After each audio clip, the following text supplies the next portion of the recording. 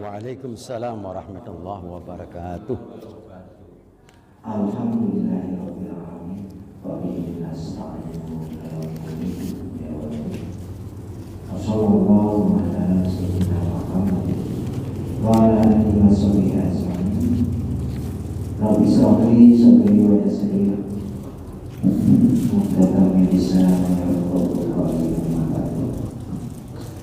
yang terhormat beliau Pak Ustaz Dr. Soleh Said, yang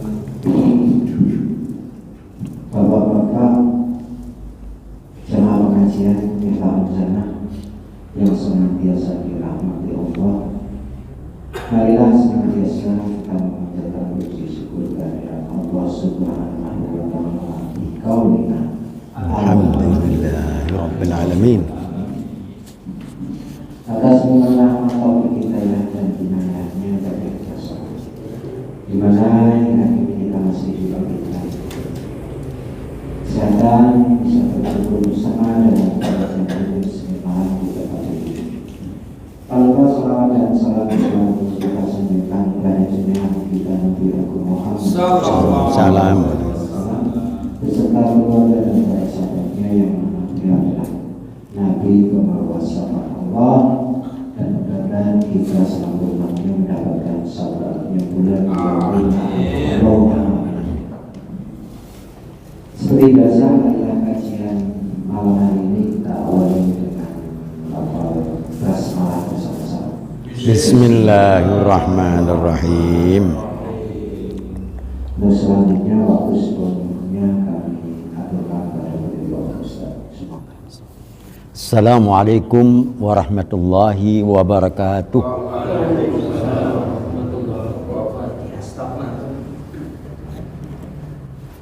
Alhamdulillah. Alhamdulillahilladzi an'amana 'alaina bin ni'matil iman wal islam wa huwa a'dhamu an'am. Asyhadu an la ilaha illallah wahdahu la syarika lah. Syahadatan tanmu bidzakir masnu'atihi wa asyhadu anna Muhammadan abduhu wa rasuluhu la nabiyya ba'dah. Allahumma salli wa sallim wa barik ala Muhammad wa ala alihi wa ashabihi wa tabi'ahum bi ihsanin illa yaumiddin. Qala Allah ta'ala fi kitabil karim, a'udzu billahi minasyaitonir rajim, ya ayyuhalladzina amanu ittaqullaha haqqa tuqatih wa la tamutunna illa wa antum muslimun. Bapak-bapak, ibu-ibu, jamaah Nur Rahmah atau Miftahul Jannah yang dirahmati Allah, alhamdulillah atas nikmat karunia-Nya yang banyak yang telah diterimakan kepada kita. Kita bisa dipertemukan kembali dalam keadaan sehat walafiat. Mudah-mudahan kondisi yang semacam ini bisa menjadikan kita lebih dekat lagi kepada Allah, dan yang demikian itu akan mengundang rahmatnya Allah buat kita. Amin ya rabbal alamin.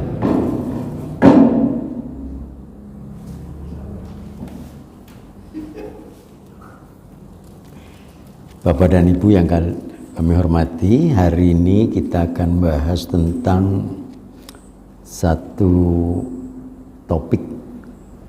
Topik utamanya adalah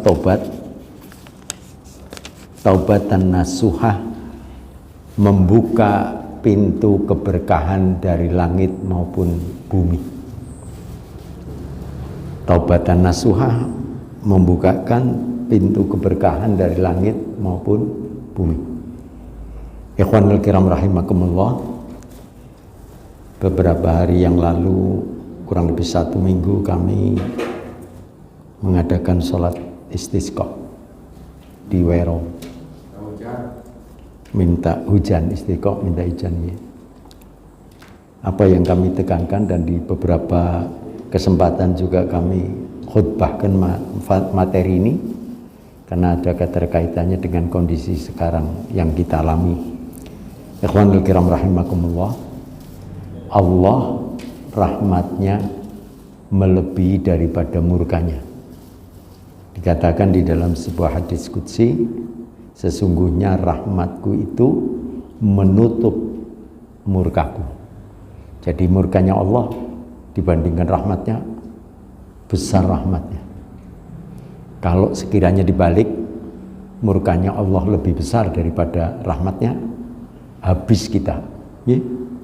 Sudah habis kita. Salah sidik, brek, mawon. Tetapi di beberapa ayat Al-Quran itu sering kita mendengar atau membaca innallaha ghafurur rahim. Banyak itu ayat itu nggih. Innallaha ghafurur rahim. Sesungguhnya Allah Maha Pengampun lagi Maha, katakanlah, kasih sayang kepada kita. Salah kayak apapun. Bahkan dikatakan sekiranya hambaku itu mempunyai kesalahan sebanyak buih di laut, gak banget lagi. Lalu di hadis yang lain disebutkan, hadis qudsi, sekiranya hambaku mempunyai kesalahan melebihi dari gunung Uhud. Gunung Uhud itu dengan kedoya gede mriko.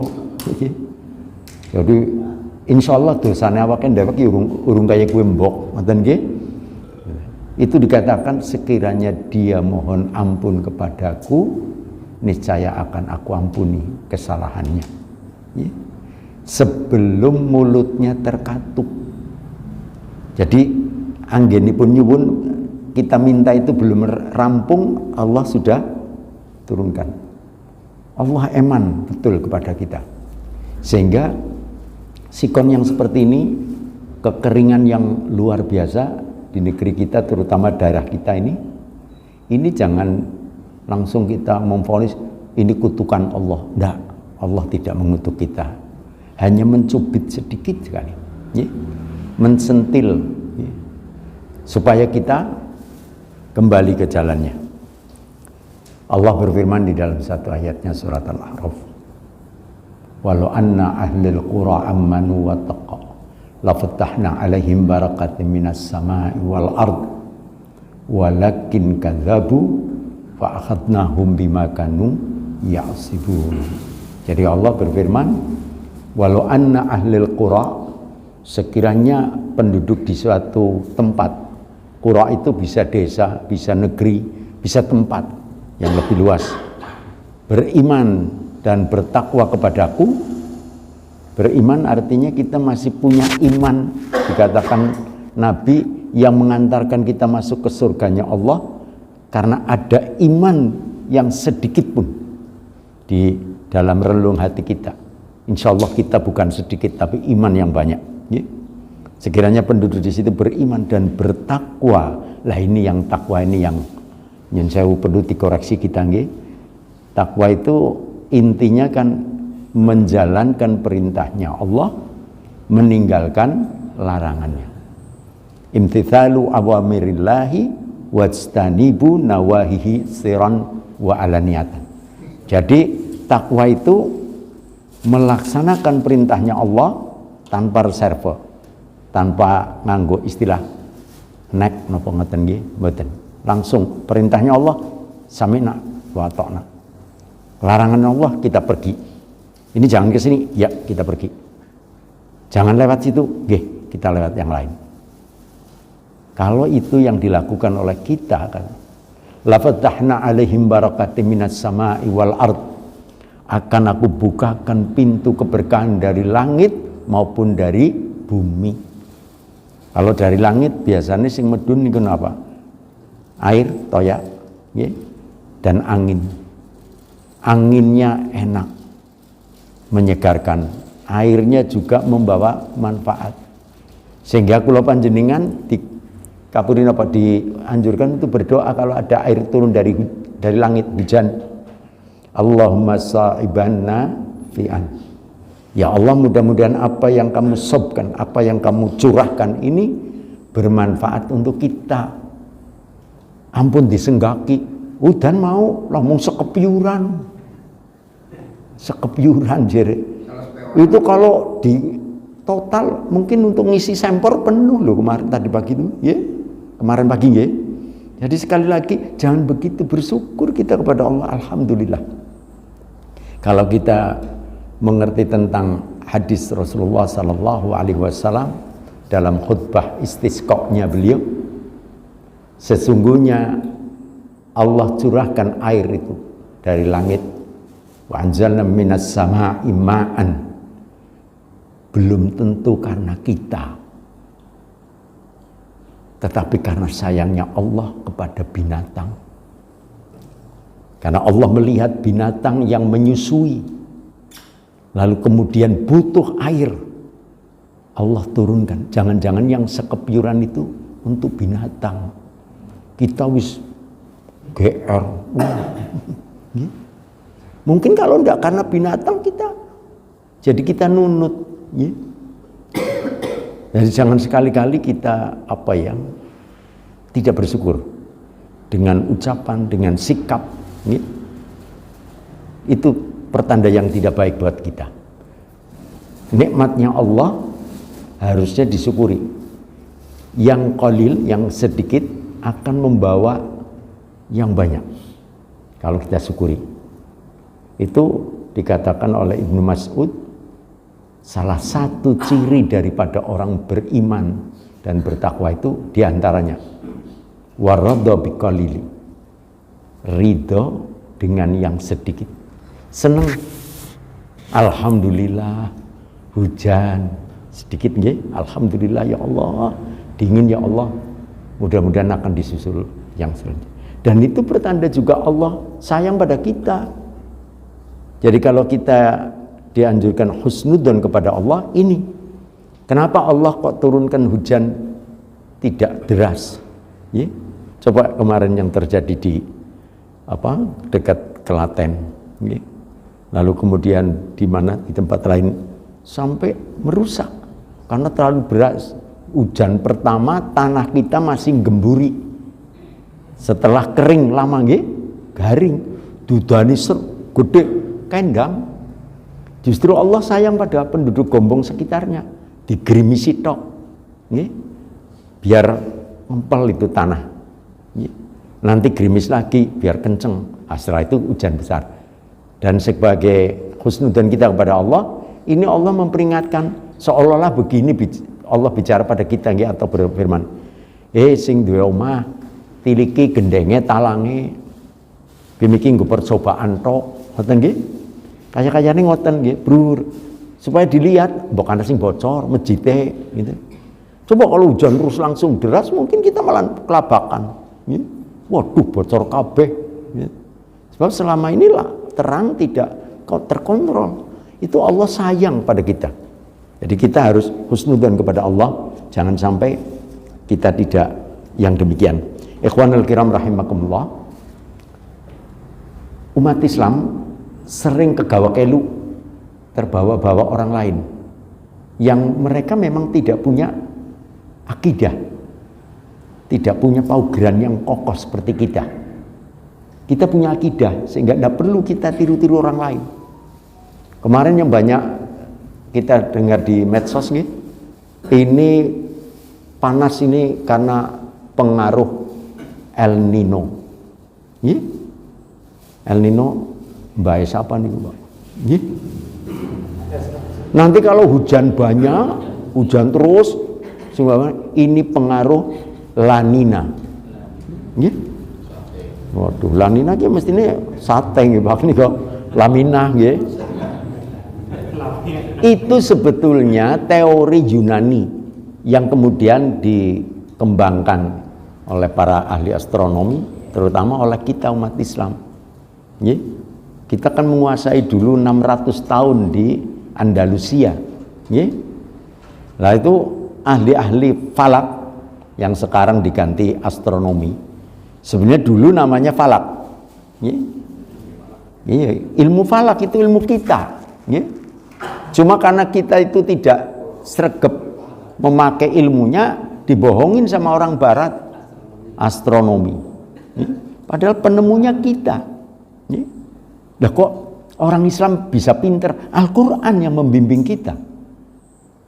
La samsu yanbaghi laha an tudrikal qamara wala laili sabiqin nahar wa kullu fi falakin yasbahun. Surat Yasin, ya. Jadi matahari itu la samsu yanbaghi laha an tudrikal qamara. Matahari itu tidak akan mengejar rembulan. Ya. Walalailu sabiqun nahar. Malam pun tidak akan melancangi atau nyalip siang. Semua berjalan atas wa kullu fi falakin yasbahun. Mereka berjalan atas garis edarnya. Falak itu garis edar. Garis edar yang tidak ada talinya, tidak ada jalurnya, tetapi dia tetap berjalan di situ. Maka itu disebutkan yasbahun. Yasbahun berenang. Jadi bintang-bintang, katakanlah apa ini, benda-benda langit ini semua itu berenang. Tapi berenang tepat jalurnya. Siapa yang ngatur? Allah Rabbus samawati wal ard. Kalau ndak Allah ndak bisa. Ya? Saya akan melempar, Pak, Bu. Jenengan melempar juga. Misalnya begini. Itu kalau dilihat garisnya ndak mungkin sama. Ya, sekarang pinjem ambil batu 4 atau 5 bandem makan. Sebesar mana? Itu kalau diukur ndak mungkin sama. Ya? Tapi Allah menggerakkan benda-benda langit ini semua sama.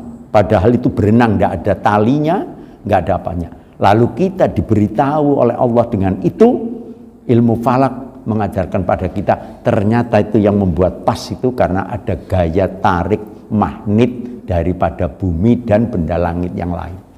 Jadi mereka punya magnet, sehingga dengan magnet itu ajeg ilmu kita digugah oleh Al-Quran. Ya. Lah di dalam hal ini orang-orang Yunani itu ngapalaken. Karena dia tidak seperti orang Islam, jadi cuma ilmunya ilmu titen bahasa Jawanya, observasi. Ya. Wah, nek bulan Januari bintangnya kayak Februari kayak akhirnya ketemu zodiak. Ya. Ana Libra, ana Scorpio, tapi tidak ada kaitannya dengan rezeki. Sering podok bulan ini kelahiran Scorpio November. Ya rezeki agak seret tapi cinta jalan. Allah omong kosong. Ya. Itu tidak ada kan, yang menentukan itu Allah. Yang menentukan. Allah menentukan atas dasar ikhtiar kita. Innallaha la yughayyiru ma biqaumin hatta yughayyiru ma bi anfusihim. Ya, Allah tidak akan merubah nasib manusia atau kaum kecuali dirinya. Kalau kita merubah ya Allah ya wis kabul. Ya, ndak mau berubah ndak. Saya sakit, saya berubah. Sing pijetan kerokan nang dokter, minum obat, minum jamu, insya Allah Allah kabulkan. Mari, gitu. Tapi kalau saya sakit, lah bisa. Mari ya mari, ora ya ora, ya ora kayane. Nggih. Jadi ikhtiar. Orang Jawa mengatakan apa? Orana upat temumpang lambe, anane upat temumpang gawe. Kita suruh kerja supaya apa? Dapat maisha. Soal kecil besar itu imtihanul basar. Allah sedang menguji kita. Hari kemarin saya dapat 100. Hari ini kok cuma 50. Jangan kecil hati. Allah sedang menguji kita. Bagaimana rasa syukurnya kita waktu 100 dan bagaimana sabarnya kita waktu 50. Itu saja yang dinilai Allah. Kalau kita bagus, la in syakartum la azidanakum wa la in kafartum inna adzabil syadid. Jadi Allah akan menambahi nikmatnya kepada kita sekiranya kita pandai. Waktu kita ini banyak syukur, waktu kita kurang bersabar. Ikhwanul kiram rahimakumullah. Tadi ada bintang, ada zodiak, itu titen. Di Jawa kita, terutama di Pulau Jawa ini sudah terkenal, orang-orang Jawa kuno juga titen. Ngisuk nek wisana lintang luku pada nyambut gawe nang sawah. Nggih. Ternyata lintang itu bukan yang mengatakan, bukan. Kalau ada lintang itu berarti air sudah banyak. Gitu. Itu didasarkan observasi. Bahasa Jawa ini titen, ngoten nggih? Jadi sekali lagi, tetapi siapa yang membawa lintang luku? Siapa yang menempatkan itu? Kemudian siapa yang membawa air? Itu adalah Allah yang menghendaki.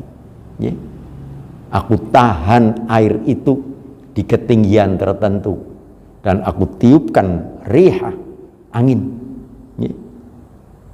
supaya mereka bersyukur kepadaku dan memikirkan tentang apa yang aku. Ini panjenengan kalau baca Quran benar-benar kita seperti membaca apa ya, satu perjalanan sejarah terulang kembali. Maka itu sikap kita menghadapi yang seperti ini, yang pertama koreksi diri. Yuk kita koreksi, kita ngilolah mana yang salah. Jangan bilang jangan-jangan ada salahnya. Bukan jangan-jangan, memang ada salahnya kita. Cuma salah yang mana kita. Yang pertama harus dikoreksi Pak Bu, menghadapi kesulitan hidup adalah hubungan kita dengan Allah. Bahasa kerennya hubungan vertikal kita dengan Allah. Nanti koreksi kita lagi hubungan horizontal kita dengan kita, manusia, kita dengan lingkungan. Ini menentukan masa depan kita. Lah napa nggih istilahnya nanggon bergaulan saja nggih. Nek wong ora tahu srawung wong, kira-kira uripe enak mboten? Mboten enak, Pak. Karena pada dundum kene ora diumani. Lah ora srawung. Orang nang catetane nggih, catatan di hati mereka ndak ada. Gitu. Tapi kalau kita sering serawung, melibatkan diri dalam kegiatan di masyarakat, insya Allah masyarakat juga ingat kita. Sapa nandur mesti munduh. Ya. Dan tandurannya unduhannya sama dengan tanduran kita. Kalau kita menanam padi, insya Allah tidak bakal keluar waluh. Aja ngarep-ngarep metu duren nggih, nandure bepari, metune pari nggih. Jadi sekali lagi kita yang menentukan untuk kebaikan di masa depan. Kembali lagi koreksi kita kepada diri kita Bapak Ibu. Insya Allah Allah menguji kita, bukan menghukum nggih, bukan menghukum. Ini satu ayat saya bacakan, yaitu surat Thaha. Surat Thaha surat ke-20 ayat 124. Wa ma a'radda an dzikri fa inna lahu ma'isyatan dhanka wa nashruhu yaumal qiyamah amma. Na'udzubillahi min dzalik. Yang artinya wa man a'radda an dzikri, barang siapa berpaling dari mengingat aku, artinya kita lupa kepada Allah. Seperti tadi di muka, ujane mung sekepyuran. Sekepyuran saja Allah sayang sama kita, alhamdulillah. Debu juga sudah kurang. Agak dingin lumayan lah. Jadi jangan ke arah kita itu seolah-olah tidak pernah mendapatkan kenikmatan. Ini nikmat, yang sedikit pun nikmat. Dikatakan di dalam ayat selanjutnya tadi, maka sesungguhnya kehidupan bagimu akan sempit. Jadi Allah sudah memperingatkan, siapa yang lalai mengingat Allah dalam kehidupannya, saya berhasil, saya mengatakan ini karena ikhtiar saya, ini karena kebolehan saya, karena kehebatan saya, karena kepintaran saya, nek cara dagangnya karena uletnya saya. Semua orientasinya pada dirinya. Ini Allah marah kepada orang semacam ini. Sebab ini perkataan semacam ini sudah dicontohkan di Quran. Itu perkataannya apa? Qarun, perkataannya Fir'aun. Itu yang sombong-sombong kan begitu. Allah tidak senang. Mestinya kita kembali seperti yang di Quran dicontohkan siapa? Nabi Allah Daud, Nabi Allah Sulaiman, sampai diabadikan di Quran. Sungguh Daud itu termasuk hambaku yang pandai bersyukur. Jadi Nabi Daud itu termasuk hamba Allah yang syukur. Dia setiap menjumpai apa langsung munajatkan pada Allah. Dan nurun kepada putranya Sulaiman alaihissalam. Nabi Allah Sulaiman juga bersyukurnya luar biasa. pernah beliau akan menggerakkan pasukan. Misalnya pasukannya akan digerakkan ke Jogja, akan perang di Jogja apa di Semarang. Itu langsung semut yang ada di Karanganyar, di Seruang mendengar ucapan Nabi Allah Sulaiman memberangkatkan pasukan. Langsung semut-semut itu berteriak kepada teman-temannya atau kepada anak buahnya, semut, pada ngurek, masuklah kamu fisakunat pada lubang-lubang persembunyian, sebab nanti tentara Sulaiman akan lewat, jangan-jangan kamu nanti kepidak. Nabi Allah Sulaiman mendengar ucapan semut itu, tabasyam, senyum, lalu dia tidak sombong, tapi dia mengucapkan hadza min fadli rabbi liyabluwani ashkuru am akfaru wa masyakara fa inna Allah ghaniyun 'anil alam. Jadi dia mengembalikan itu kepada Allah. Hadza min fadli rabbi. Ini adalah fadilah dari Allah. Coba kalau yang jadi Sulaiman Pak Soleh. Begitu ngerti semut gue, kayak semut gue ngerti wedi karo aku. Nggih. Sombong. Tapi kalau Nabi Allah Sulaiman langsung ini semua dari Allah. Hadza min fadli rabbi. Ini adalah fadilah dari Allah. Kita pun juga begitu kalau bapak-bapak dipuji, dipuji di alam, ibu juga begitu apa? Jenengan kok awet timur loh Pak. Ibu Masya Allah loh, jangan dari dulu saya lihat cantik terus. Ini jangan terus kita ketawa terus kebablasan ketawane. Apa mana ditambahi, kulo jamune. Mbok di jamunannya telu ngember ya, nggih. Jadi sekali lagi hadza min fadli rabbi. Kalau dipuji gitu, wah jenengan usahanya jalan banget ya. Hadza min fadli rabbi. Alhamdulillahirabbil alamin. Hadza min fadli rabbi. Liyabluwani, untuk ujian buat kita. Ternyata apa saja yang diberikan Allah kepada kita mengandung imtihan, mengandung ujian. Itu yang tadi saya katakan, kita terima 100 ada ujiannya, kita terima 50 ada ujiannya. Gitu. Dan yang diuji Allah bukan yang miskin, yang sedang susah, yang sedang sakit, bukan. Itu juga ujian yang sehat, yang enak hidupnya, yang kaya, yang serba berhasil, itu juga ujian. Bahkan di dalam pengalaman para sahabat itu mengatakan yang paling berat ujian kepada kita adalah ujian kenikmatan. Kalau kita diberi kenikmatan itu ujian yang paling berat. Sehat, berat itu ujiannya. Waktu belum sehat, ya Allah kapanannya aku sehat bisa ngaji. Barang sehat ya orang ngaji. Kalen. Dulu nggak punya apa-apa, ya Allah mudah-mudahan saya punya, ya katakanlah sepeda apa-apa ya. Setelah dapat sepeda, dapat motor, dia cita-citanya kapanannya aku ndek motor lah, wis pokoknya nama majelis taklim nang dibayar aku parani. Ternyata setelah dapat motor ya suwuk bangsane nggih serati. Jadi bukan pengajian, makin besar kenikmatan malah makin jauh kita dari Allah. Ini dikatakan tadi kehidupan yang akan menjadikan kehidupanmu menjadi sempit. Lalu disambung ayatnya wa nahsyuruhu yaumal kiamat a'ma. Dan besok di yaumul kiamah akan aku bangkitkan orang-orang semacam itu dalam kondisi buta. Buta yang sesungguhnya.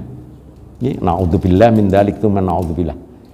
Di dunia orang-orang yang buta, saudara kita yang buta itu hatinya melek. Banyak yang melek. Tapi kalau buta yang besok di akhirat tidak ada yang melek, sudah buta sesungguhnya. Padahal Bapak Ibu, gambaran kita yang nyata besok di yaumul kiamah sudah nggak ada matahari. Kalau kita sekarang di dunia ini ada listrik, ada ini sumber cahaya yang utama adalah matahari. Coba itu matahari begitu nongol pagi, itu kan semua terang rumah kita. Sumber cahaya. Dan besok tidak ada. Idza zulzilatil ardu zilzalaha apabila seluruh bumi isinya dan semuanya aku hancurkan. Itu luar biasa kiamat dan peteng yang luar biasa. Maka itu digambarkan di dalam satu hadis seperti kita lewat di atas sirat, di atas jembatan yang kecilnya seperti rambut dibelah 7. Nggak usah pakai rambut lah, kayak jembatan Kauman saja kalau nggak ada sinarnya apa kayak kecemplung kabeh. Coba nggak ada sinar kita suruh lewat, saya yakin kita kecemplung semua, gelap kok, nunak-nunuk orang genah.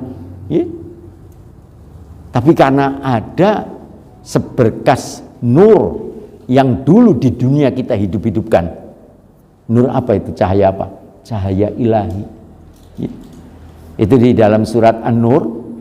Bapak Ibu nanti kondur baca surat An-Nur mulai dari yang pertama sampai yang terakhir. Itu nanti kita lihat ternyata luar biasa Allah menggambarkan tentang An-Nur 51. Tentang aku berikan cahaya di hati orang itu seperti seberkas cahaya yang berasal dari lilin yang terbuat dari minyak zaitun yang dipancarkan dan menembus dinding. Ini ilmu falak, Pak. Ternyata sinar itu akan lebih tajam, lebih kuat kalau dilihat dari lubang yang kecil. Ini Allah sedang mengajarkan kita. Lalu kenapa kau menggunakan istilah zaitun? Ternyata minyak zaitun itu kalau dibuat sentir, dulu kita kan di sini sendiri nganggo lenga patra, lenga lentik, lenga kacang, macam-macam. Itu sinarnya kuning. Tapi kalau dari zaitun sinarnya putih. Dan putih itu dilihat dari dinding yang bolong, gedek sing bolong itu. Wah, tajam sekali itu. Ternyata Allah sedang menggambarkan cahayaku, nur ilahi, hidayah Allah itu akan menghunjam ke hati seseorang yang sudah dikehendaki Allah, yaitu tajam sekali. Nggak bakal bisa ada yang menutup. Mudah-mudahan kita termasuk yang demikian. Allahumma amin. Maka itu perlu diuri-uri, dihidup-hidupkan. Dihidup-hidupkan ini cahaya Allah, jangan sampai mati. Kita harus peka. Ikhwanul kiram rahimakumullah. Kita lanjut. Juga Allah peringatkan kepada kita supaya kita menghargai atau berasa syukur tentang nikmatnya Allah yang kaya apa wujudnya. Mungkin di saat-saat seperti ini kita ekonomi agak seret, ini krisis dunia, Pak, bukan krisis di Indonesia. Indonesia mengalami. Ini ibaratnya kayak corona kemarin. Kalau corona lewat, penyakit lewat, itu setiap orang berbeda-beda kondisinya. Kalau yang kondisinya kuat, imunnya tinggi, ya tidak apa-apa. Ada penyakit lewat tidak apa-apa. Tapi bagi mereka yang imunnya rendah, ya langsung. Sama krisis ekonomi ini bagi mereka yang tangguh, lalu kemudian dia dekat kepada Allah, insya Allah kita bisa mengatasi. Apalagi kalau kita bicara tentang kehidupan kini, tidak ada yang perlu kita bangga-banggakan, Pak Bu. Kemarin saya takziah ke Pekalongan, famili kami meninggal dunia, dia tidak punya anak, lalu rumahnya luar biasa magrong-magrong. Saya takziah karena rumah Mbak Yunya itu di depannya, Mbak Yunya itu peripean dengan saya. Saya agak ngalamun lihat rumahnya yang begitu besar, rumahnya almarhum. Di jalan di kota besar, di Pekalongan di jalan besar. Itu saya lihat, ya Allah megah sekali. Ternyata ditinggal, Pak. Orang digawa nang kuburan. Padahal pagernya saja pakai stainless, terus keramik itu. Wah, pintu pagarnya saja itu kalau didorong berat banget. Oh. Ya. Natnya itu, nat tahu nggih nika? Tehel kan nonton nate nggih. Natnya pakai kuningan. Luar biasa. Ternyata ditinggal. Apa maning sing kaya pakai dewek orang dia apa? Ya ditinggal maning nggih. Jadi sekali lagi kita yang punya rumah kontrakan, maksudnya rumah kontrakan kita ngontrak itu, nggak usah kecil hati, bakal aja ditinggal. Ya. Jadi sekali lagi kalau kita melihat dunia seisinya ini, dikatakan Allah, aku memandang dunia ini berarti seisinya, gitu. Itu tidak lebih dari sehelai sayap nyamuk.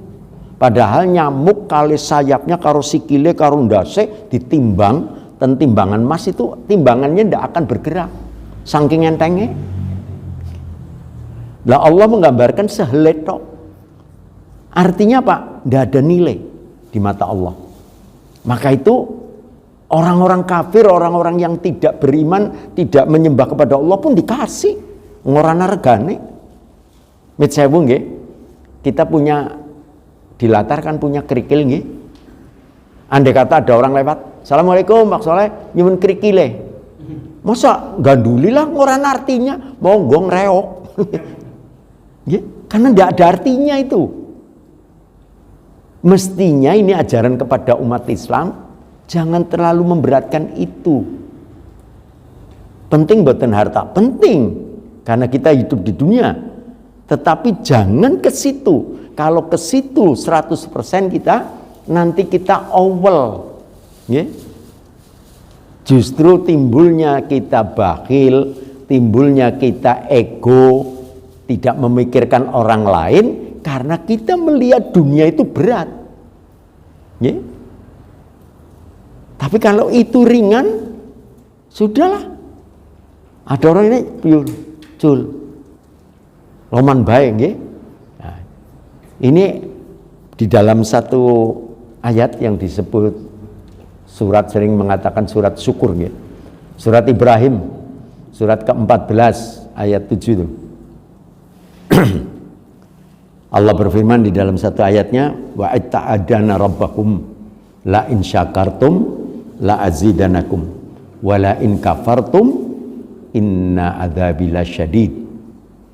Ketika Tuhanmu telah memaklumkannya, sesungguhnya barang siapa pandai bersyukur atas nikmatku, akan aku tambahi nikmat itu. Nikmat itu jangan cuma dipikirkan harta, Pak, duit, bukan. Nikmat itu satu rasa seneng, itu nikmat.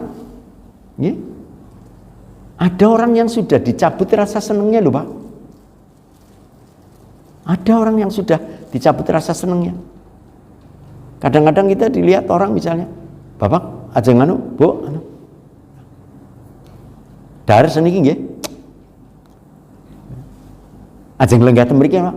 Ora lah. Aduh kayane wis ya, bahagianya sudah tidak ada itu. Ya. Itu nikmat Allah seperti panjenengan saya masih punya nikmat.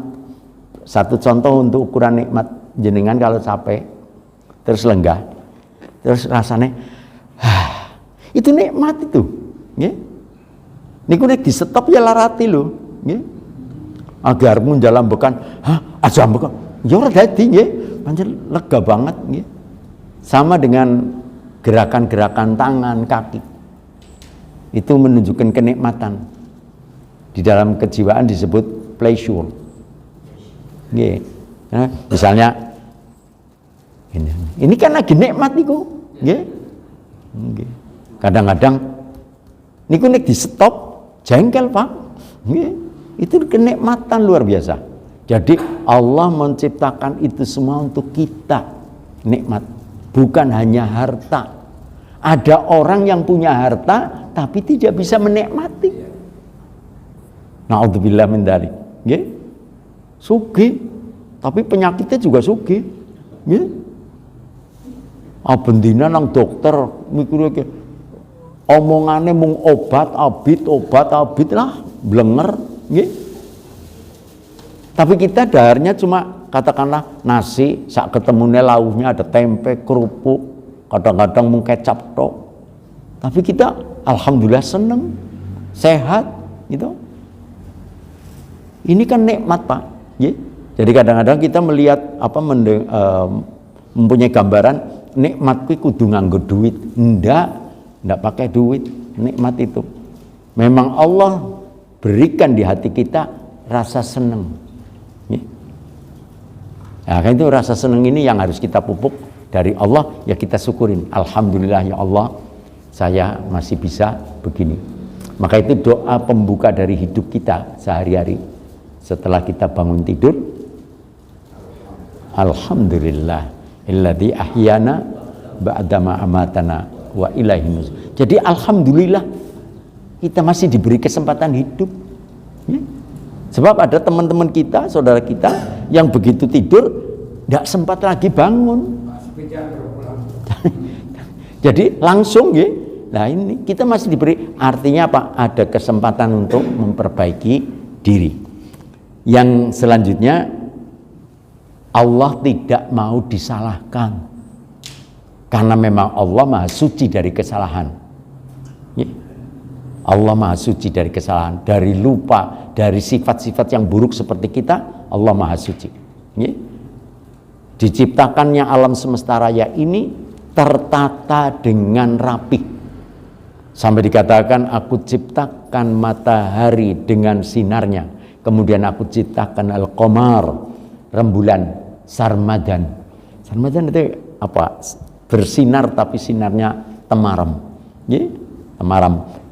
Ini semuanya untuk apa? Untuk kita. Untuk kita. Orang kita sekarang menyebut ekosistemnya baik. Memang iya, itu Allah yang menciptakan. Ada ular. Ular menakutkan, nggih. Tapi ternyata ular diciptakan dia punya untuk mangsa binatang lain. Ya? Dia sebagai predator dari binatang lain. Ada di laut predator-predator untuk mangsa. Itu semua diatur Allah. Termasuk kutu. Ya? Kutu itu diciptakan Allah bukan sembarangan.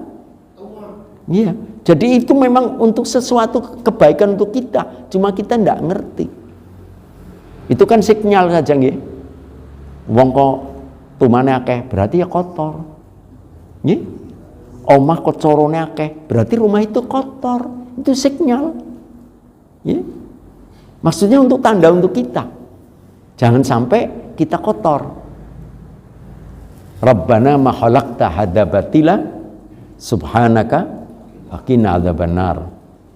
Surat Ali Imran itu 191. Jadi Rabbana ma khalaqta hadza batila, setelah Allah mengatakan aku ciptakan langit dan bumi. Waqtilafil laili wan nahar, dan aku pergantikan antara malam dan siang, dan seterusnya sampai kepada supaya kita mengucapkan Rabbana ma khalaqta hadza batila. Jadi Allah tidak ada yang nyun sewu bahasa kita kebenaran tok. Mboten nonton, memang disengaja Allah. Ya. Disengaja Allah menciptakan itu, menciptakan ini. Ya. Nah, kita suruh mengkaji tentang apa manfaatnya, untuk apa itu dan seterusnya. Ikhwanul kiram rahimakumullah, jangan sampai yang sudah tertata ini dirusak oleh kita. Maka itu Allah mengatakan daharal fasadu fil barri wal bahri bima kasabat aidinas. Surat Ar-Rum surat ke-30 ayat 41. Daharal fasadu fil barri wal bahri bima kasabat aidinas liyudiqahum ba'dalladzi amilu la'allahum yarji'un. Jadi Allah mengatakan sungguh kerusakan yang ada di bumi sampai di laut itu semua akibat tangan-tangan manusia, bukan Allah yang merusak.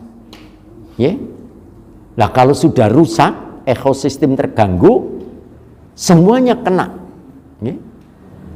Ini dikatakan Allah, lalu akibatnya kamu yang akan memperoleh sebagai upah, kata Allah, liyudhiqahum ba'dalladzi amilu, atas perbuatan kamu.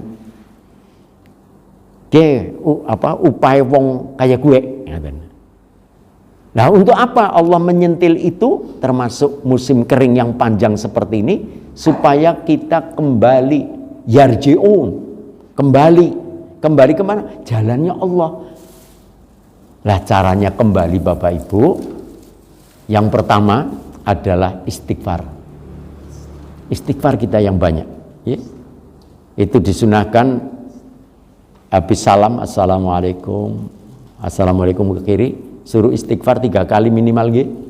Astagfirullah, astagfirullah, astagfirullah. Kalau istighfar yang lain boleh, Nabi juga sering beristighfar. Dikatakan setiap hari Nabi tidak kurang 100 kali. Nabi yang maksum, ya? Kita mestinya lebih banyak. Mau panjang, astagfirullahaladzim alladzi la ilaha illa wal hayyul qayyum wa atubu ilaih. Ya. Jadi kita mohon ampun kepada Allah dengan penyerahan diri kita total, istighfar. Lalu gambaran istighfar yang benar kayak apa?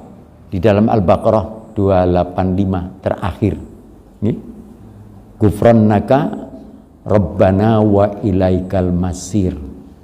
Jadi kalau kita ingin beristighfar, tanamkan pada diri kita, habis ini saya mati. Istighfar yang betul itu yang begitu. Jadi berarti penyesalan yang benar. Ya? Jangan sampai ada istighfar tapi istighfar besok mengulangi.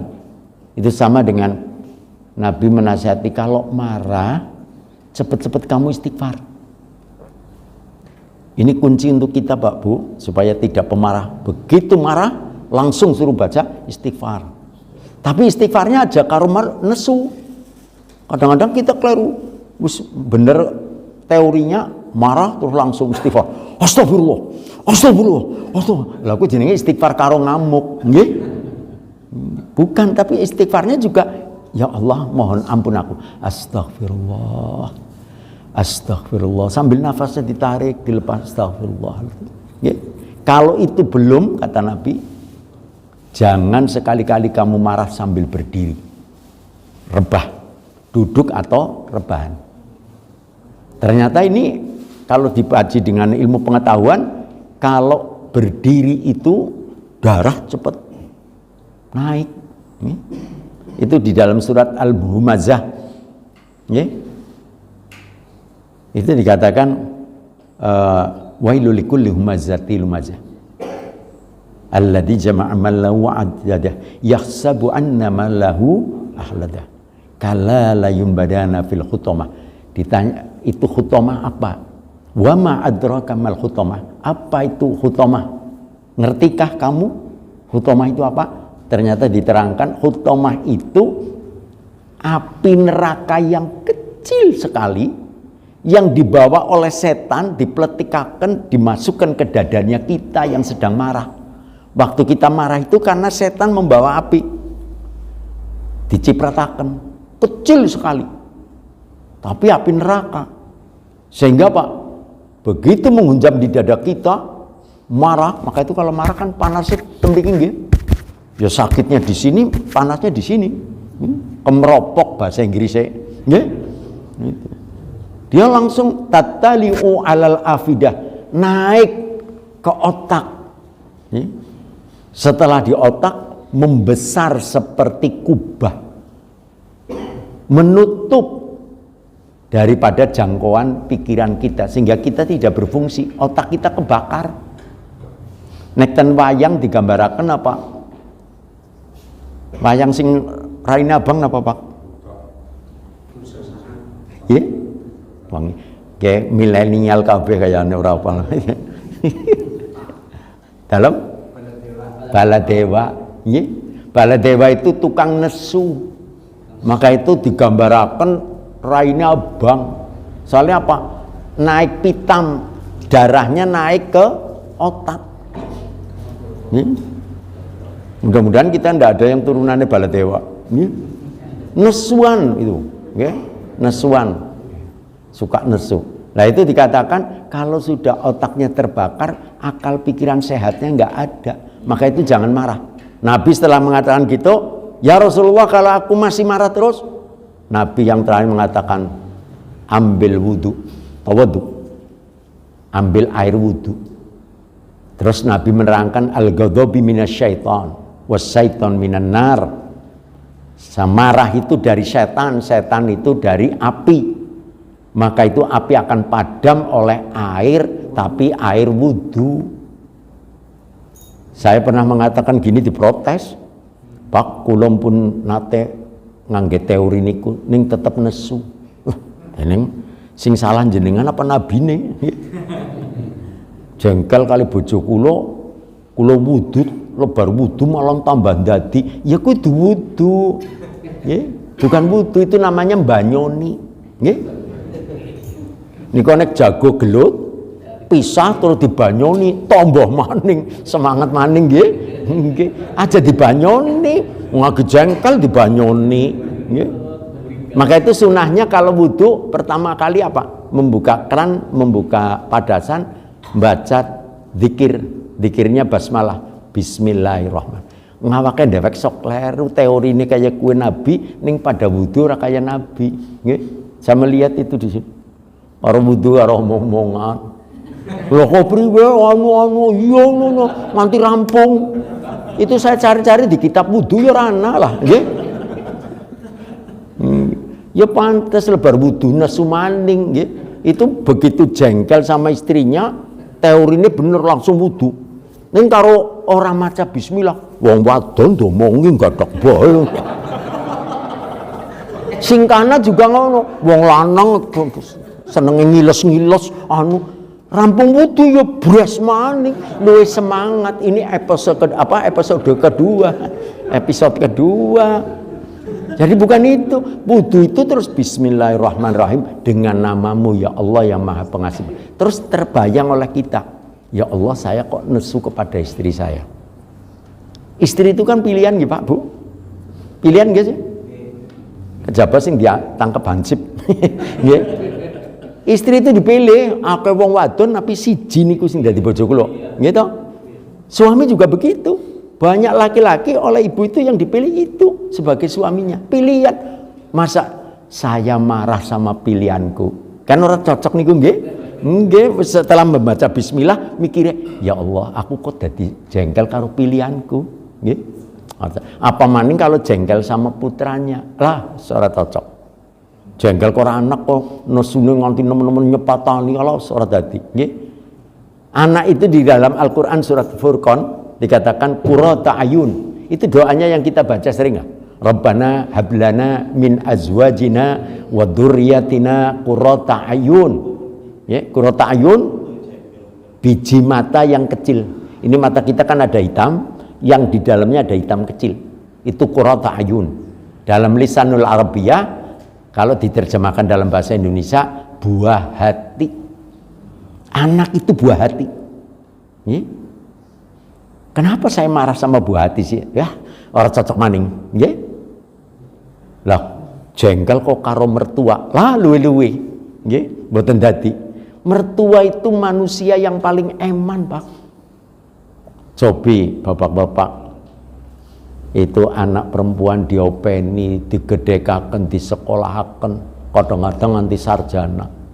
Teka bocah lanang, Pak, kula suwun putrane nggih kula ijoli Quran. Diwena, dijoli alat salat diwena lah jan. Enak. Padha lur kasa banget kene le ngopeni nggih. Berarti mertua kan wong sing paling eman. Nggih. Ditukar alat salat langsung diwehna segluntung, nggih. Jadi kalau kita berbuat salah kepada mertua ya lah jan dosane nemen, nggih. Maka itu jangan kita marah karena marah itu dari setan. Setan itu tidak ada baiknya. Nggih, sandil pun mboten wonten apike. Innalakum aduwwum mubin. Dia adalah musuhmu yang nyata. Dan kalau kita kepada setan sudah mengecap musuh, berarti tidak ada kompromi.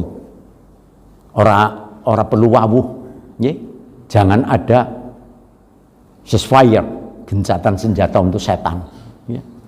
Selamanya kita akan membatasi diri, dia musuh kita. Oh, kalau begitu pengaruh yang jelek itu setan. Ada 2 poin Bapak Ibu, mari kita bertobat kepada Allah, mudah-mudahan Allah akan membukakan rahmat dan berkahnya kepada kita sekalian, ya, dengan tobatan nasuha. Sebagaimana Allah firmankan di dalam surat At-Tahrim, surat ke-66 ayat 8. Ya ayyuhalladzina amanu tubu ilallahi taubatan nasuha.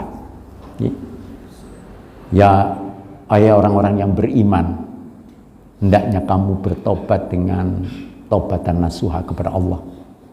Tobatan nasuha itu apa? Para ulama memberikan pewarah kepada kita. Yang pertama, berhenti dari perbuatan yang salah. Berhenti. Sekarang sadar, berhenti itu yang salah.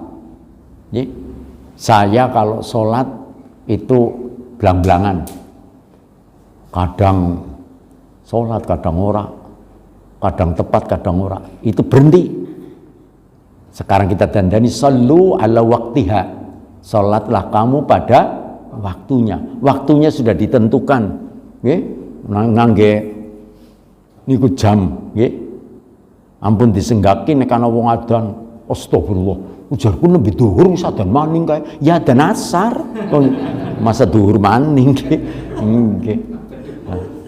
Kadang-kadang kita komentarin kalau dengar adzan suruh ditirukan malah nyenggaki.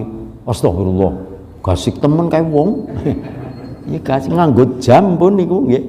Jadi sekali lagi yuk kita perbaiki hubungan kita kepada Allah, utamanya dengan lingkungan, dengan sesama. Yuk kita kepada muslim yang lain, itu saudara kita. Nggih. Innamal mu'minuna ikhwan. Sesungguhnya orang-orang mukmin itu saudara kita. Kalau dia sakit, berarti kita ikut sakit, gitu. Seperti satu contoh ini, Palestina sedang katakanlah disengsarakan, ya katakanlah dibuat zalim sekali. Kita ikut sakit hati. Sakit hatinya Pak, pertama kita berdoa.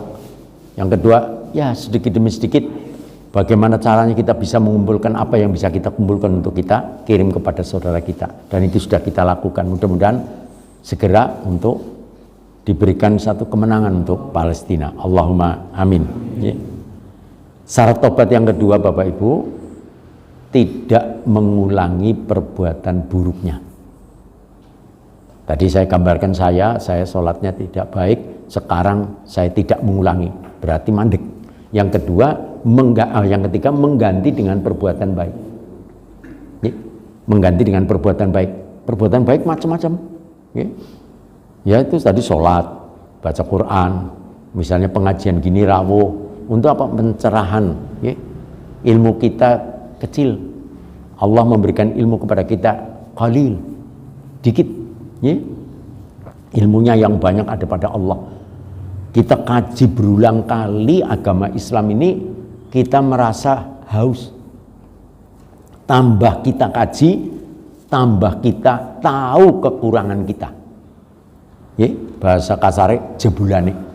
Setiap kita ngaji, oh jebulane kayak gue, jebulane kayak, terus akan begitu. Ini menandakan Allah mendekatkan kita kepada kesempurnaan.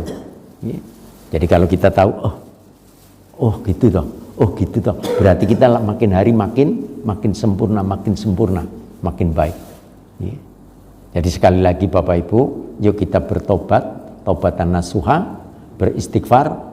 Istighfar yang panjang, sayyidul istighfar. Allahumma anta rabbi, la ilaha illa anta, khalaqtani wa anna abduka, wa anna ala ahdika, wa badika mustaqa. A'udzubika min syarri ma sana'tu, abu'u laka bi ni'mati alayya, wa abu'u bi dzambi, faghfirli fa innahu la yaghfiru dzunuba illa anta. La yaghfiru dzunuba illa anta. Ya Allah, sungguh tidak ada yang bisa mengampuni dosaku kecuali Engkau. Hanya Allah yang bisa. Dan Allah itu murah.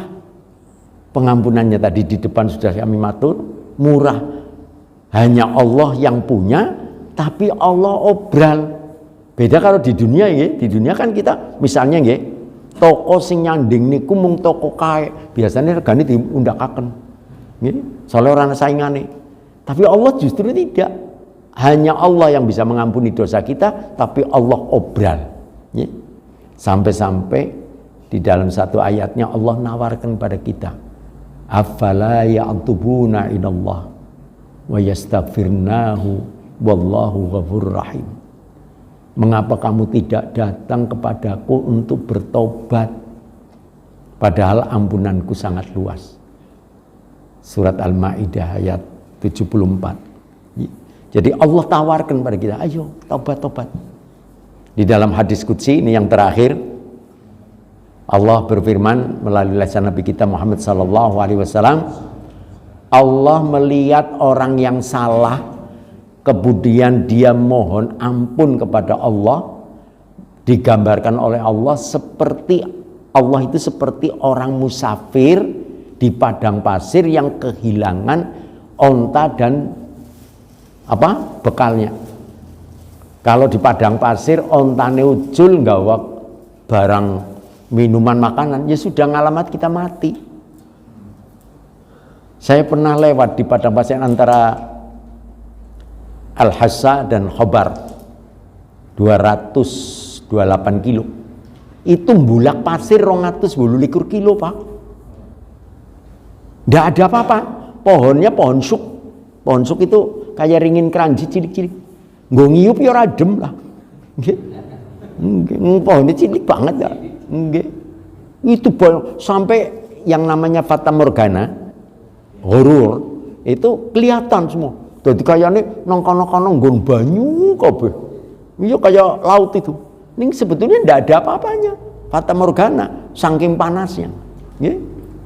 Dan itu kalau ada angin lewat juga bunyi, gitu. Ngeri, Pak. Dia padang pasir membulak padang. Orang mau nang alas tok sing ngeri. Nang padang pasir. Lah itu kalau bayangkan kita ditinggal ontane ya mati. Nggih. Lah itu Allah menggambarkan aku seperti musafir yang ditinggal ontanya dengan bekalnya, sudah cari sana kemari sampai tertidur, bangun tidur ontane wis nang ngarepe maning. Seneng banget mboten, Pak? Wih seneng nembe kelangan duit. Klunting, naik klunting 100 nggih. Niku be digoleti. Waduh, kayane orang ning begitu ketemu be seneng padahal ya duitnya dhewe pakai, nggih. Jadi sekali lagi sesuatu yang hilang kembali Allah menganggap. Jadi kalau kita salah itu dianggap Allah itu hilang. Kita telah hilang. Kok moro kok datang? Allah seneng sekali. Nggih. Maka itu yuk kita datang kepada Allah untuk mohon ampun. Caranya itu tadi, yuk kita perbaiki hubungan kita dengan Allah, lalu perbaiki hubungan kita dengan manusia sesama, lalu perbaiki dengan lingkungan, Pak, Bu. Nggih. Itu yang namanya kalen, nahar, itu nggo ululu nggo aliran air, bukan tempat sampah. Nggih. Ini kemarin di Cipinang, Jakarta hujan langsung banjir. Orang udan jaluk udan, bareng udan banjir. Nggih. Karena Pak, sebetulnya dari tangan kita. Saya pernah lihat di Tebet itu, di pintu air Tebet yang sering masuk di TV, nggih. Itu. Waduh, Masya Allah sampai, Pak. Setiap hari saya tanya dengan yang ngeruki, ini setiap hari berapa, Bang? Nggak mesti ya. Kadang-kadang 20 truk, kadang-kadang sampai 100 truk. Bayangkan sampah, dan sampahnya medeni. Bukan hanya godong, plastik, enggak. Kasur, kulkas, ban bodol, Masya Allah. Kok dia tega-tegane lah gitu, nggih. Jadi enggak begitu. Dari kita yang merusak lingkungan, kita yang kena. Nggih. Yuk kita perbaiki hubungan kita dengan Allah, perbaiki dengan manusia, perbaiki dengan lingkungan. Insya Allah hidup kita akan baik. Makatan Bapak Ibu, mungkin ada pertanyaan? Gimana Pak? Waalaikumsalam warahmatullahi wabarakatuh. Umpama ada imam Ustaz ya, udah baca Fatihah terus berkata lagi, tapi di belakang gak ada yang bilang subhanallah.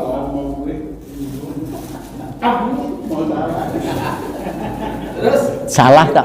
Salah tapi tidak ada. Enggak. Alhamdulillah. Selamat Allah Ar-Rahman terus balik baca surat itu sujud sawi apa enggak? Kan udah Fatihah. Nggih. Kalau dolin amin semua imam. Nggih. Makmum. Aku baca Fatihah lagi. Fatihah lagi, tapi pas Itu Imam Ar-Rahman ingat surat sekarang. Nah itu harus sujud apa enggak? Tidak. Aku sujud baru selesai. Oh, ya. Lah kalau terjadi imamnya sujud, makmumnya ikut sujud, sebab dijadikan imam seseorang untuk diikuti. Kemarin di Kauman ya terjadi. Ya, seharusnya tidak perlu sujud sahwi. Jadi kenapa tidak ngomong subhanallah? Karena saya pikir habis Al-Fatihah dia mau baca suratan yang banyak. Alhamdulillah Pak, misalkan surat Iya. Al-Kahfi. Iya. Alhamdulillah. Iya benar. Nah, dia belum itu udah subhanallah sendiri, yuk kita nggak Iya. Saya pikir mau baca suratan Iya. itu, jadi suratan nggak bilang subhanallah. ya. Dan kadang-kadang juga yang namanya makmum kan tidak semua menguasai banget. Satu gini, beda lagu saja kita juga sudah tidak bisa koreksi. Ya, misalnya itu satu contoh, misalnya surat Alam nasrah laka sadrak wa wada'na, tapi ada orang yang membuat lagunya beda sehingga kita lihat ngoreksi juga beda, angel gitu nggih. Ah gitu. Paham nggih? Nah, jadi enggak apa-apa. Nggih, satu kuncinya kalau yang dilanggar arkan rukun itu sujud sahwi. Ya, karena ini belum rukun, bukan rukun ya. Baca itu pun kalau diteruskan misalnya Al-Fatihah terus baca Al-Fatihah lagi terus ruku pun tidak apa-apa. Ya, karena Al-Fatihah juga surat. Gitu. Tapi kalau kita kembali kepada tuntunan Nabi tidak pernah melakukan yang itu. Al-Fatihah maning mboten. Nggih. Ya. Jadi sekali lagi karena tadi imamnya ruku sujud sahwi, kita ikut, jangan yang ono imam sing salah yang ora mboten. Adanya imam diikuti. Nah nanti setelah rampung salam jane pak imam mboten usah sujud sahwi, ngaten nggih. Tapi kalau sholat ditegur gitu jane ora sang batal kabeh nggih. Jadi ikutin saja, ikutin dan sujudnya juga pakai takbir. Sebab kalau ndak pakai takbir, makmumnya orang ngerti. Nggih, Allahu Akbar, makmumnya ikut. Dening meneng bae jebulane wis menyah. Nggih to? Nah, jadi kita takbir. Kecuali sujud syukur ndak pakai takbir. Tapi Pak syukur sekali barusan Pak. Nggih. Jadi sekali lagi tadi tidak perlu sujud sahwi karena tidak melanggar arkan rukun. Nggih. Tapi kalau imam sudah melakukan sesuatu, kita pun harus ikut. Contoh, imam seharusnya duduk tahiyat, tapi dia terus langsung berdiri. Dan kalau sudah berdiri sampai ruas-ruasnya tegak, tidak boleh turun. Ya sudah, subhanallah, tapi kok tetap berdiri. Nggak, apalagi terus baca surat, apa baca ini Al-Fatihah. Ya sudah, makmum ikut. Nggak? Ikut kayak salah maksudnya. Gitu. Nggih. Saya imam begitu harusnya tahiyat tapi Allah. Nah, kalau baru Allah jadi subhanallah saya duduk. Itu tidak apa-apa. Tapi ini ndak Allah, saya mungkin budek enten nggih apa ya? Allah. Terus saya baca bismillahirrahmanirrahim. Ya sudah, berarti sudah satu arkan. Lah panjenengan ikut bangun. Ning ikuti ampun dundel. Kaya iki ya bener. Nggih. Waalaikumsalam warahmatullahi wabarakatuh. Monggo. Kalau sahwi itu kita kerjakan sebagai imam itu sebelum salam atau sudah salam? Kalau tadi ingatnya seperti tadi terus ingat ya sebelum salam. Ya. Tapi kalau kita sudah salam kok nembe diingatkan. Itu pernah Nabi sholat asar kalau nggak keliru, asar itu 5 rakaat. Ya. 5 rakaat Nabi. Akhirnya setelah itu rupanya semuanya tidak ada yang negur. Satu orang negur, ya Rasulullah, aku melihat engkau sholat asar tadi 5 rakaat. Nabi bukan marah sama orangnya, tapi Nabi takut sama Allah, sehingga orang itu dipegang tangannya.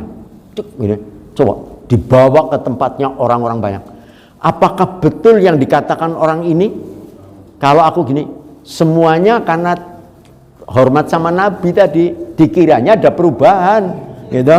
Jadi langsung tidak ngomong, dia mengatakan benar ya Rasulullah. Langsung ya Allah kembali kita sujud sahwi langsung ya. Nah pernah Nabi kekurangan juga mengajak lagi sama orang, yuk ditambah 1 rakaat, habis 1 rakaat sujud sahwinya sebelum salam karena nambah ini tadi ya. Jadi begitu nambah tahiyat mau salam, nah ini sujud sahwi. Kalau tadi keluwian, ya ampun dikurangi lah, keluwian tinggal ngurangi kepriwe nggih, ngeluwe lah nggih.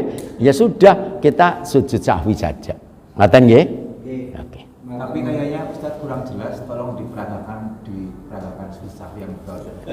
Sebelum salam Yang mana Pak? Yang kurang yang sesudah dan sebelum. Oh, nggih. Sebelum salam dan sesudah. Kalau mohon maaf ya Pak Ustaz. Nggih. Saya sorry. Iya.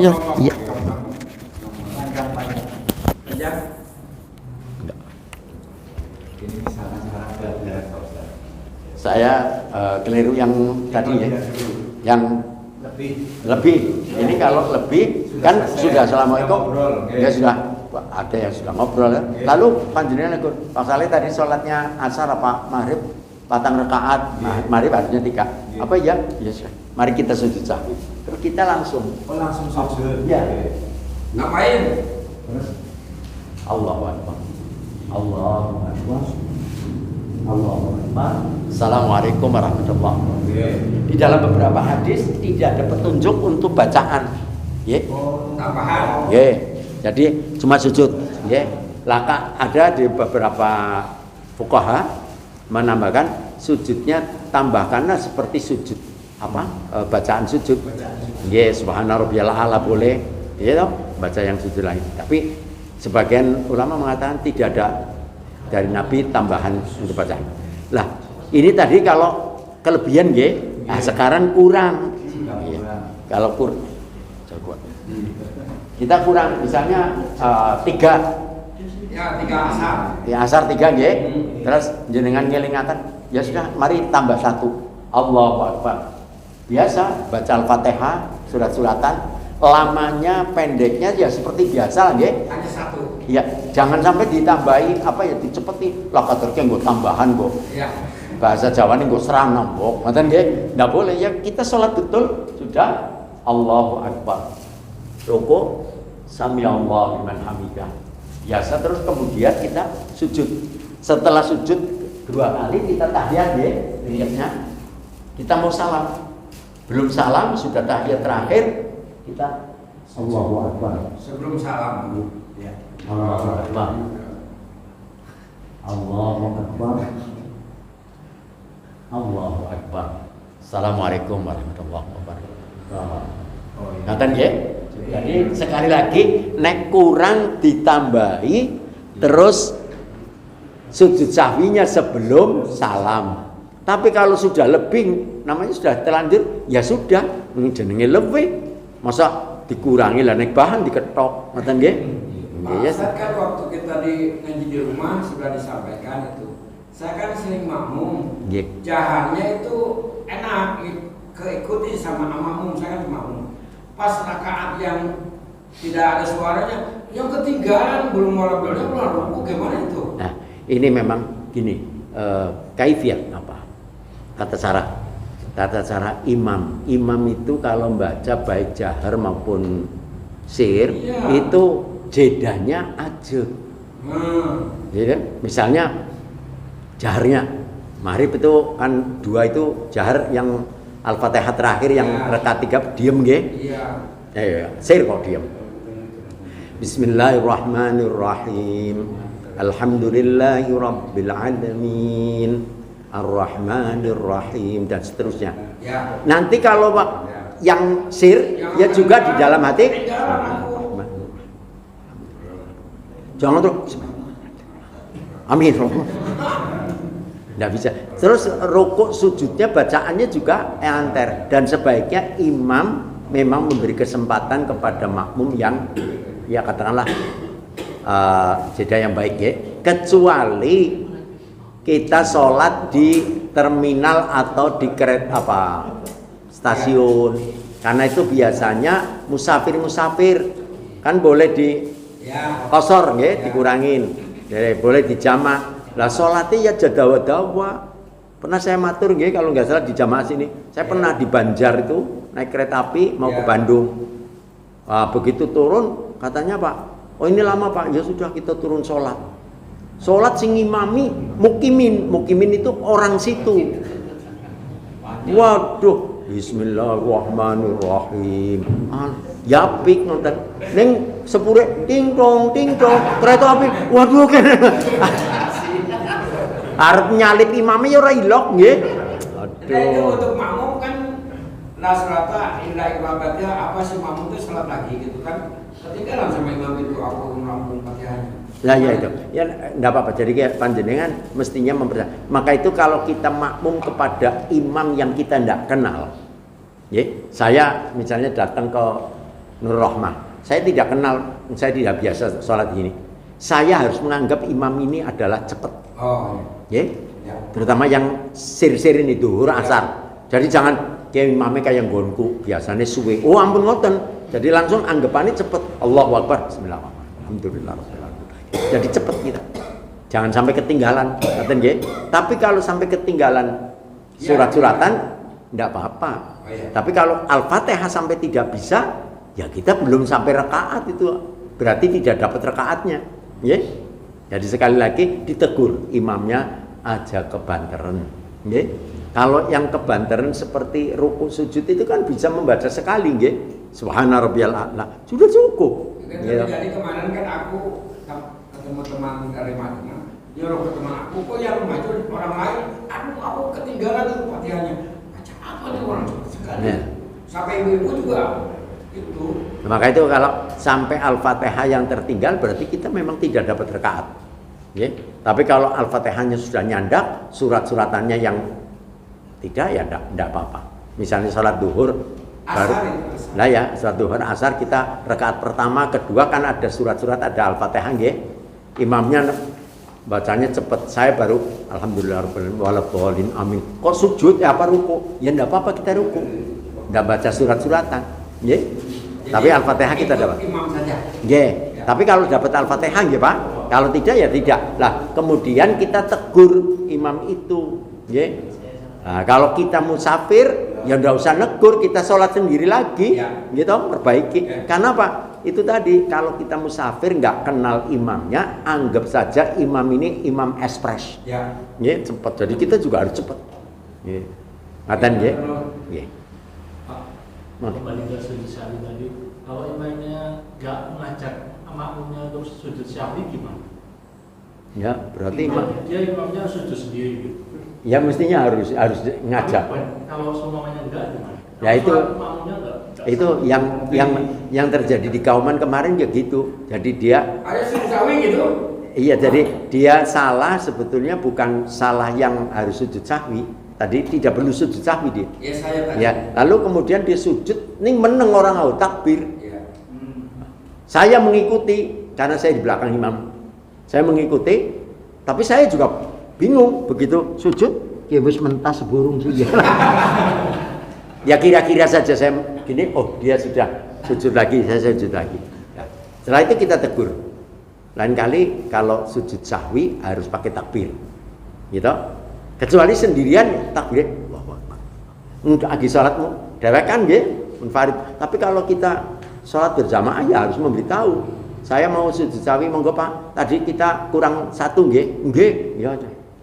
Kita sujud sahwi. Ya Pak, kayak matur nuwun katanya sepele mungkin yang tidak paham. Tapi kan sholatnya tidak benar itu semua amalnya. Oh iya. Ini sholat amal yang paling pokok yang besok akan dihitung. Kalau ininya beres semua. Nah itu. Nah ini yang khawatir kita.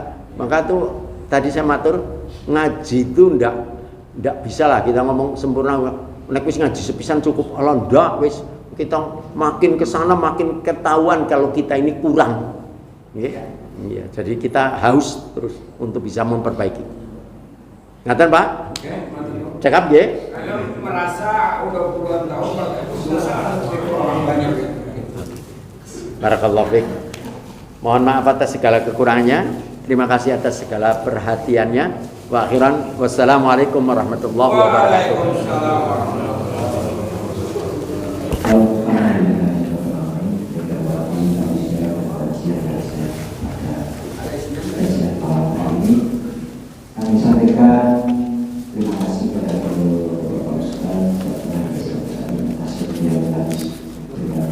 baik dan mengalahkan rasa cinta ibu dan takwa kepada Allah Subhanahu wa Ta'ala. Allahumma amin. Sebagai akhir, marilah di sini kita hidup dengan lapar dan bersama-sama. Alhamdulillah Rabbil Alamin.